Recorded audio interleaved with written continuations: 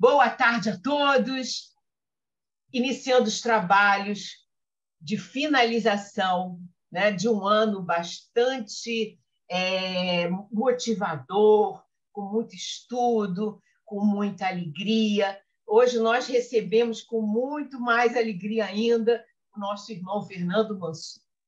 O Fernando Mansur, ele é radialista, é uma pessoa muito conhecida, muito ligada à MPB, ao JBFM, e já foi, inclusive, coordenador das lojas teosóficas do Rio de Janeiro. Faz muita falta aqui no Rio, mas o importante é que ele está lá em Floripa, bem feliz. E isso é que interessa. O Fernando tem trabalhado muito na Sociedade Teosófica também com os livros. Esses livros aqui, ele está na equipe que está fazendo editando, né, esses livros, que nós não tínhamos em português, eles só existiam em inglês, e agora vários deles estão sendo traduzidos e editados, o que é muito bom para todos nós, porque fazia muita falta. E hoje ele vai nos falar sobre o legado dos nossos fundadores, né? Que são HPB, Helena Petovna Blavatsky, o Coronel Olcott e o William Judge. Então, muito importante esse final de ano com essa homenagem linda aos nossos fundadores. Então, Fernando, agora é com você. Obrigado, Regina. Um grande, fraterno abraço para meus queridos irmãos e irmãs aí do Rio de Janeiro. Também sinto muita falta de vocês, mas a teosofia está onde a gente está, não é isso? No nosso coração, onde a gente estiver, a gente consiga sempre levar um pouco dessa chama, né, para o mundo tão necessitado.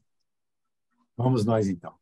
O legado de HPB, do Coronel Olcott e de William Judge. Esta foto aí é muito emblemática, né, que está na sede da Sociedade Teosófica nos Estados Unidos, Wheaton, Illinois. Agora nós vamos passar aqui.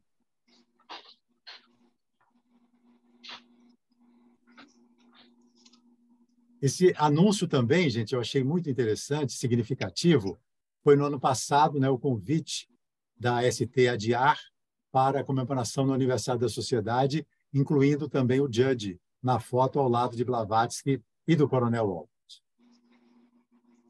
Bom, o legado deles, né, através das suas obras, das obras que eles nos deixaram, são obras eternas, e também através dos seus seguidores, de estudantes, que ajudaram a compilar e editar e reeditar essas obras. Então, esse é o meu foco da palestra.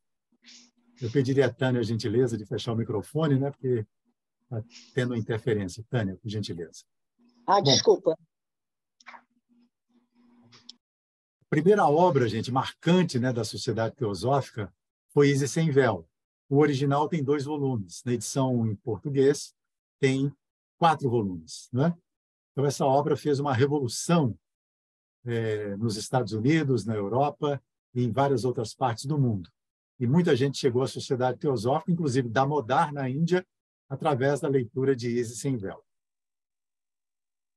A doutrina secreta veio 11 anos depois, em 1888, e os comentários sobre a doutrina secreta 1 ano depois dela ter sido lançada. Então, a doutrina secreta também no original são 2 volumes, né? Cosmogênese e Antropogênese. E na edição em português, 6 volumes. É uma edição depois que foi feita em adiar, em 6 volumes. Então, nós temos aí essa obra magnífica também, e o muito interessante é que 1 ano depois que a doutrina foi lançada, um grupo de estudantes se uniu em volta de Blavatsky. Toda quinta-feira à noite, eles faziam perguntas para Blavatsky sobre a doutrina secreta, tirando dúvidas. Então, vocês vejam que 1 ano depois, né, eles já tinham lido a doutrina e tinham anotado as suas dúvidas e feito essas perguntas. Nós temos um livrinho pequenininho, As Atas da Loja Blavatsky, eu tenho aqui, que depois foi logo publicada, e aqui no Brasil também. Esse livro foi logo publicado, logo em termos, tem uns 5 anos, mais ou menos. Mas o mais interessante e curioso, se vocês estão vendo essa capa azul aí, comentário sobre a doutrina secreta, as instruções não publicadas em 1889. Aí, esta obra são as atas completas da loja Blavatsky.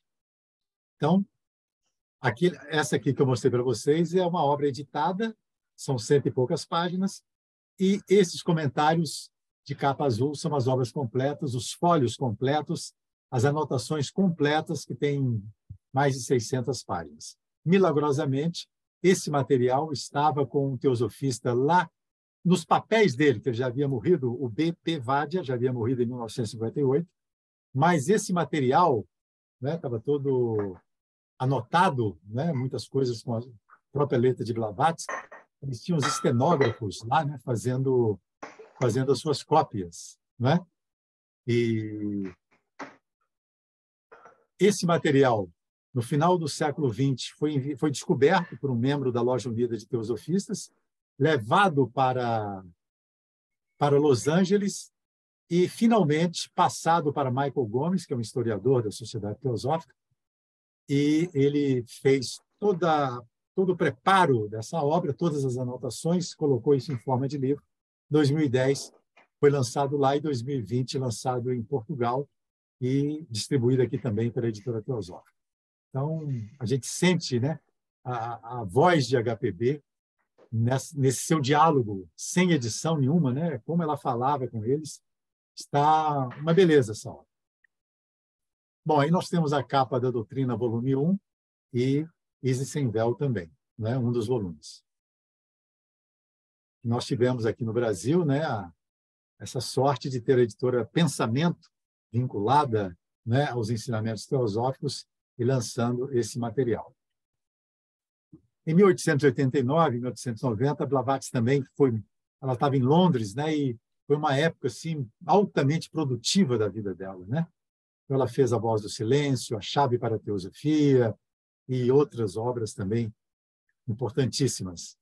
Esse material aí, Gemas do Oriente, não sei se vocês já chegaram a ver a edição em português, né, que foi lançada pelo Projeto Pioneiros também, tem umas 2 semanas, ó, essa assim ficou a capa, um livro de aniversário de preceitos e axiomas, compilado por HPB. Então, a HPB compilou 365 aforismos, pensamentos variados, né, de vários autores, principalmente do Oriente, um para cada dia do ano. Então, uma obra preciosa para o teosofista, mas eu acho que principalmente para a gente dar de presente aí no Natal para não teosofistas, né? É um livro bastante acessível e muito inspirador. Aqui nós temos os Collect Writings, os famosos Collect Writings de Blavatsky, o sobrinho neto dela, Boris Dezirkov. Desde 1920 e poucos, 24, ele começou a juntar material. E só no final dos anos 1980 é que esses volumes todos foram completados. Muita coisa se perdeu nos anos 1945, né, com a Segunda Guerra Mundial, mas essa obra fantástica aí, né, compilando os escritos de HPB, cada volume tem mais de 500 páginas, hoje está no mundo em inglês. E em português, uma boa notícia para vocês, né, é que a Marli Winkler, não sei se vocês conhecem, ela mora em Floripa, né, teosofista, tem um site também na internet, ela coloca alguns livros e artigos de HPB nesse site dela e também vende pela Amazon. E uma notícia em primeira mão para vocês, eu vou mostrar aqui, eu vou dar uma corridinha na frente, isso. Tem uma parceria da Editora Teosófica com o CLUC, Centro Lusitano de Unificação Cultural de José Manuel Anacleto. Então, eles vão lançar brevemente o volume 8 dos escritos compilados de HPB. E depois a Editora Teosófica vai lançar aqui também. Uma parceria, lançam lá, lançam aqui. Não é? Boris Dezirkov, do centro aí, com suas colaboradoras, né, na preparação desses Collect Writings, e a Dara Eklund, que é muito importante nesse trabalho, é a segunda à esquerda. Eu vou mostrar algumas pessoas aqui que talvez não sejam muito conhecidas, né, no Brasil.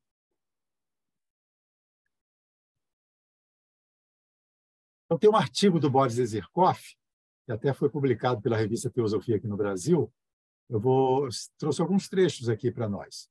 A compilação do material para essa edição uniforme foi iniciada pelo presente escritor, né, que é o Zirkoff, em 1924. Ele morava na sede da Sociedade Teosófica Point Loma, durante a administração de Catherine Tingley.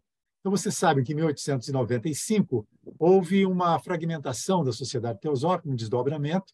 O Judge, né, ficou com a Sociedade Teosófica nos Estados Unidos. Depois que ele morreu, a Catherine Tingley se tornou a presidente, passou a se chamar a Sociedade Teosófica Point Loma, e quando ela faleceu, o bastão passou para o Dr. Gottfried de Purucker, também um grande estudioso de teosofia, com muitas e muitas obras editadas. Então, o Purucker, ele sugeriu, né, a publicação de uma edição uniforme dos escritos de HPB. Então, essa ideia foi imediatamente aceita e formou-se um comitê para ajudar na preparação do material. Então, começaram essa publicação, aí já está em 1931, e homenagem ao centenário também de HPB, que eles queriam fazer também uma grande festa, reunindo membros da Sociedade Teosófica Adyar, Sociedade Teosófica Point Loma, e também da LUT, a Loja Unida de Teosofistas, que havia sido criada em 1909, nos Estados Unidos, por Robert Crosby. Vou passar aqui, de vez em quando, dar uma... Isso.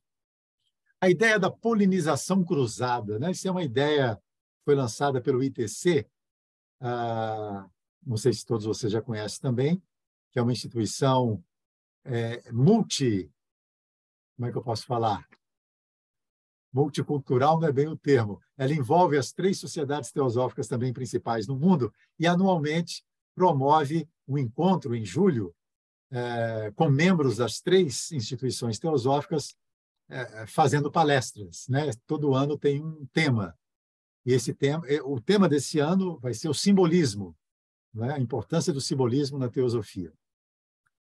Bom, então, em 1º de abril de 1930, propôs que todo esse trabalho se tornasse um empreendimento teosófico interinstitucional. Isso aí era a palavra que eu estava buscando, com a colaboração de todas as sociedades teosóficas.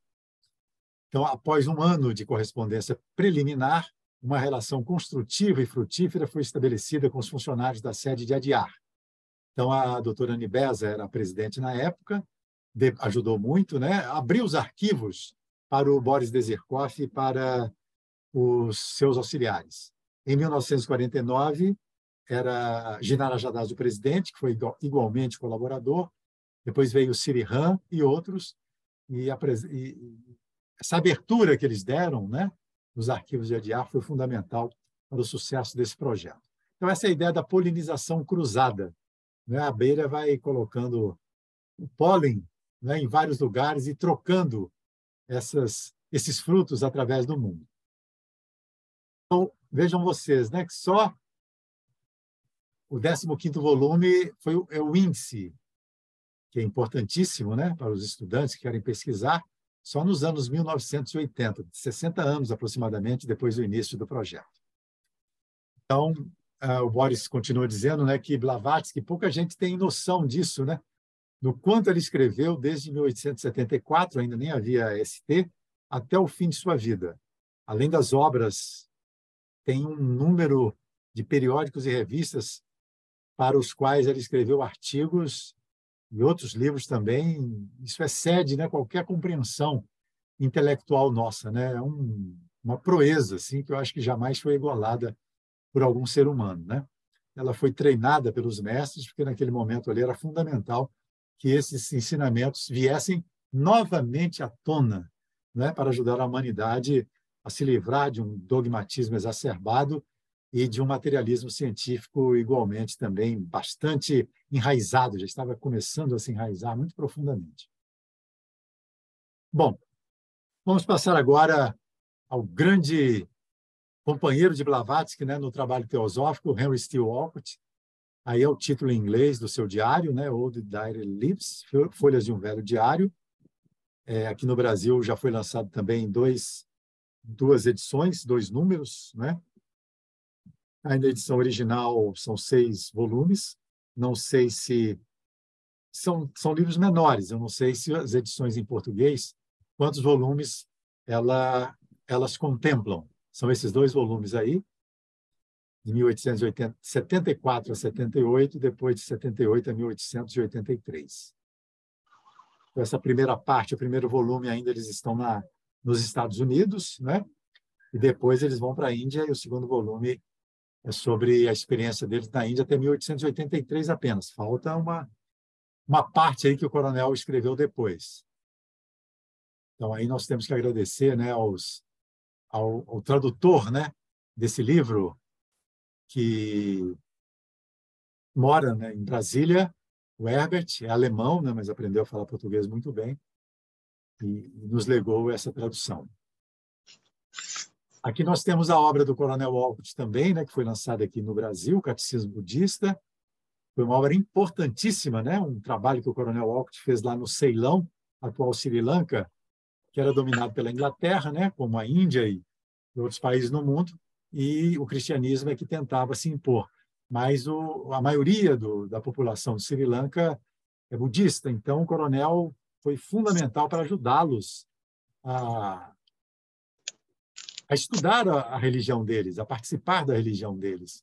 Ele chegou aí até a Inglaterra, né, para reclamar da interferência dos ingleses e de alguns sacerdotes, né, cristãos no trabalho dos budistas. Então, até hoje, o coronel é homenageado lá no Sri Lanka, né, por conta desse trabalho com estátuas em homenagem a ele e tudo.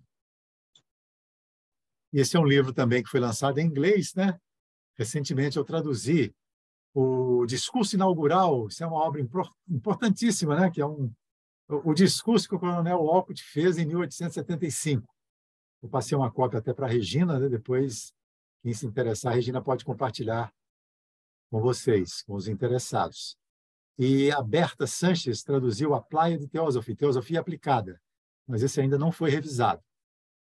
Nós mandamos também lá para Portugal, que tem muitos irmãos teósofos lá, que fazem um trabalho magnífico, né? Nós mandamos esse discurso inaugural do coronel Manuel Cavaco, né? Não sei se todos conhecem. Eles têm uma revista online também muito boa, e ele divulgou também para as pessoas de lá. Então, nós vamos homenagear Dara Eklund, uma compiladora. Ela foi uma ajudante, como vimos, né, do Boris, nos escritos compilados, e ajudou também o William Judge a compilar o Ecos do Oriente. Ecos do Oriente é uma coletânea de escritos do Judge, são 3 volumes. A gente conhece muito pouco, né, sobre o Judge aqui no Brasil, devagarinho estão chegando as obras dele aqui, Cartas que me ajudaram, né, o Oceano da Teosofia, Respostas a perguntas sobre o Oceano da Teosofia, do Robert Crosby. Muito bom, esses livros são excelentes, o Judge tem uma linguagem muito afável, muito didática, né? E teve um grupo também de colaboradores bastante dedicados que ajudaram, pós a morte dele, mas durante ainda a vida dele, a coletar muitos dos seus escritos. E a obra continuou depois que ele faleceu. Então, a Dara Eklund é de 1933 a 2016, morreu recentemente. Trabalhou muito lá nos Estados Unidos. Então, aqui nós temos Ecos do Oriente, diferentes capas, né, dessa edição. Aqui temos os 3 volumes, tem também o 4º volume com índice, né? Mas os 3 têm a mesma capa, né? E o Projeto Pioneiros deve lançar um desses volumes no ano que vem. E a Lília, né, que está nos assistindo, é uma das colaboradoras do Projeto Pioneiros, juntamente com Marcelo Luz e com Igor Câmara, né? Além de outras pessoas, eles financiam essas obras, né? E outras pessoas ajudam na diagramação, na tradução, na revisão, né? Então, é um trabalho de uma equipe. Então, aproximadamente 2.000 páginas de Ecos do Oriente, é uma obra que aí ela se refere a Dara, né? Merece ser reconhecida por suas tremendas contribuições à literatura teosófica. Ela foi criada na Loja Unida de Teosofistas, foi ativa nas tradições de Ponte Loma e Pasadena e também como membro da ST na América. Então, vocês vejam que hoje está havendo uma interconexão muito grande entre essas diferentes instituições teosóficas. Membros, às vezes uma pessoa é membro das 3, ou de duas, ou de uma, mas trabalham em conjunto, se auxiliam em conjunto. É uma coisa desse ciclo, que eu acho que desse século XXI, que é algo muito promissor. Então, você vê a Daria Joy Mills, que é uma pessoa também encantadora, estudiosa, né, da teosofia, publicou vários livros, esteve no Brasil, né, alguns aqui tiveram a oportunidade de vê-la, e deixou muitas saudades. Mas tem as obras dela aí para a gente continuar lendo. Então, a Daria compilou Ecos do Oriente e colaborou com Boris Dezerkov. Daria foi treinada para ser professora de escola, mas se tornou bibliotecária, escritora, editora, e passou mais de 60 anos, né, aplicando seus consideráveis talentos em apoio à teosofia. Ela colaborou aí com muitas publicações, pesquisando, transcrevendo, revisando, editando, indexando, aconselhando, né? E ajudou o Judge, como nós falamos, e Judge, né, um grande amigo de HPB e do Coronel, Blavatsky tinha o Judge em altíssima consideração, né? E Daria superou desafios consideráveis na localização dos antigos periódicos que primeiro publicaram os artigos e palestras do Sr. Judge, e na identificação de seus trabalhos publicados sob vários pseudônimos. E naquela época, lá na Sociedade da América, com o Judge, né, como presidente, havia muito poucos autores, escritores. Então, o Judge, por exemplo, usava vários pseudônimos para escrever artigos diferentes. E outras pessoas faziam o mesmo também. A gente vai ver uma chamada Jasper Niemand, que era o pseudônimo de Julia Campbell. O Boris fala como conheceu a Daria, descobriu que suas habilidades como pesquisadoras foram de grande ajuda, e quando ela tinha 23 anos, o Boris já a considerava uma amiga e associada. E ele escreveu assim: vale a pena conhecê-la, muito quieta e muito profunda. No final de sua vida, Boris a encarregou de completar a sua grande obra, de modo que ela publicou, né, os volumes 13 e 14, junto com o índice, que é o volume 15. E ela transferiu seus papéis para a Sociedade Teosófica nos Estados Unidos, em Wheaton, Illinois, que é a sede da ST ADR nos Estados Unidos. Os funcionários dos arquivos são continuamente gratos pelas anotações, né, que Daria fez para iluminar a coleção.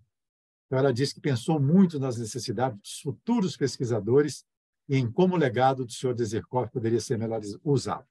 Então, gente, eu acho que a gente tem que preocupar muito com as futuras gerações, não é? Nós estamos fazendo esse trabalho agora aqui, várias pessoas, né, se unindo, para a gente deixar esse legado também, essa semente, para quem vem depois. Isso é muito importante, a gente ter os livros, hoje com a internet também, ter esse material disponível, né, para daqui a pouco outras pessoas acessarem esse rico material. Bom, passando para o Sr. Judge, alguns livros dele. O Oceano da Teosofia, né, que já temos aqui no Brasil, a editora Teosófica lançou. Um Epítome da Teosofia, que é um resumo sobre as ideias básicas da teosofia. Ele tinha um dos livros dele, né, de cabeceira, era o Bhagavad Gita. Então, ele escreveu também alguns ensaios sobre o Gita, né? Ocultismo Prático é outro livro dele, coletânea de artigos e cartas que me ajudaram, que o Projeto Pioneiros lançou aqui também no Brasil. Um livro fundamental. Esse senhor aí, o B.P. Vadia, é aquele autor, ou melhor, é aquele senhor em cujos papéis, no meio de cujos papéis, estava o material que deu origem ao livro Comentários sobre a Doutrina Completa, sobre a Doutrina Secreta, os comentários completos. Então, é uma pessoa, se a gente for ler sobre a vida dele, eu estou lendo sobre a vida dele, é um grande trabalhador, ele morreu em 1958, ele era indiano, né? Viajou muito pelo mundo, transmitindo os ensinamentos teosóficos, principalmente os ligados aos mestres e HPB, que ele, num determinado momento, na época de 1920, assim, ele intuiu, teve um insight, teve algumas visões também, né? A biografia dele conta, e ele passou a se dedicar a difundir as obras de HPB, que na época estavam um tanto esquecidas, né, na própria Sociedade Teosófica, e o trabalho dos mestres também. Então, o Vadia estava visitando a loja Crotona da ST em Hollywood, numa de suas viagens, né, e ele fez uma visita à LUT, a Loja Unida de Teosofistas, e ouviu com atenção a palestra proferida. E o Vade era também uma pessoa razoavelmente conhecida em vários lugares, e sua fama atraiu membros da LUT para visitar e assistir às suas palestras sob os auspícios da ST. Só ali, então, em 1919, vejam vocês, que ele conheceu os livros do Judge. E os livros do Judge, devido àquela separação que eu falei com vocês, né, que um desdobramento, hoje eu entendo como um desdobramento que acabou sendo muito útil. Ele conheceu os livros do Judge, só então ali. Oceano da Teosofia, um Epítome e Ecos do Oriente, e os leu. Então, ele percebeu a lacuna que havia sido criada nas mentes e no conhecimento daqueles na ST por não terem acesso aos escritos dele por quase 25 anos. Então, quando vocês lerem o livro do Judge, vocês vão entender essa frase aí, essa constatação, né, do Vajja. Também eu fiquei sabendo há pouco tempo que Sylvia Cranston é um pseudônimo de Anita Atkins. O nome dela era Anita Atkins.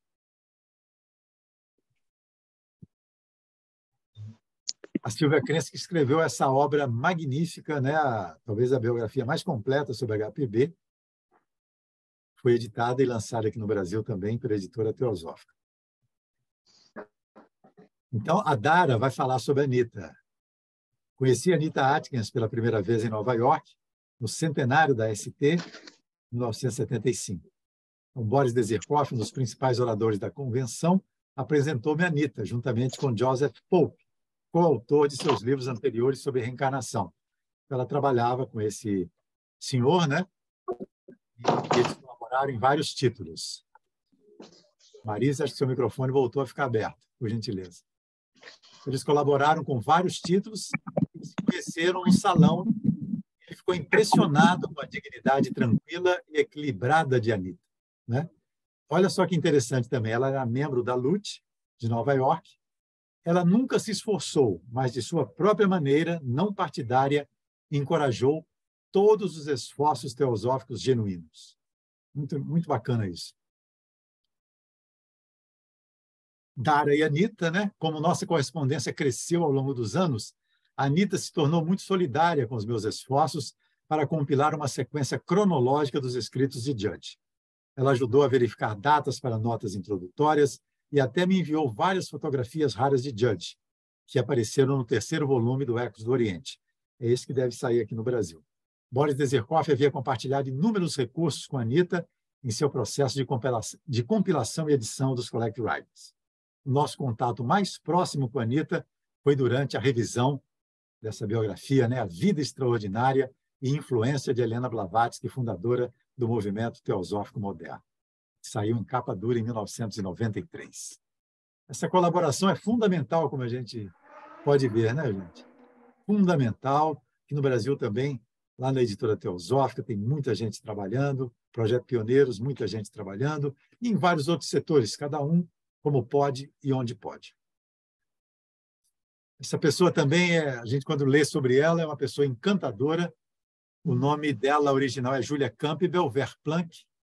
Ela teve uma vida muito difícil, marido e 2 filhos morreram praticamente no mesmo ano. Ela conheceu a Sociedade Teosófica em Nova York, logo se tornou membro, logo se tornou uma estudante, vamos chamar de uma discípula de Judge, por que não?